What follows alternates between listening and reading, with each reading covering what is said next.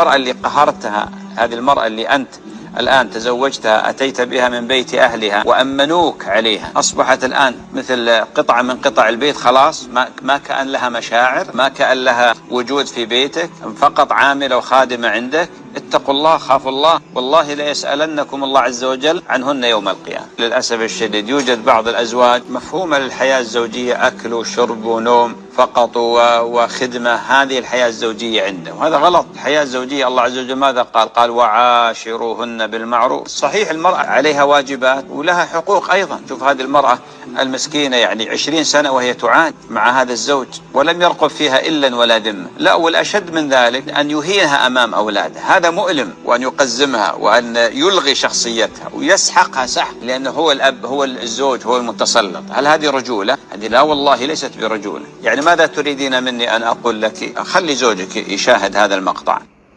الزوج إذا ما كان مرتاح في بيته مع زوجته بتلاقيه دائما مع أصحابه أو بلاقي أي فرصة عشان يبتعد عنها. وعشان المرأة تكون ذكية مع شريك حياتها وتجذبه، 4 طرق مجربة وحقيقية وفعالة بتزيد درجة انجذاب الرجل إليك. إذا اتصلت عليه وما رد، لا ترجعي تتصلي عليه مرة تانية إلا للضرورة، ولا تروحي تكتبي على الواتساب وينك، ليش ما بترد عليا زي المحروقة. 2، إذا اتصل عليكي ولا رديتي، قولي له أنا كنت مشغولة في الشيء الفلاني، ما تسوي حالك إنك أنت دائما فاضية.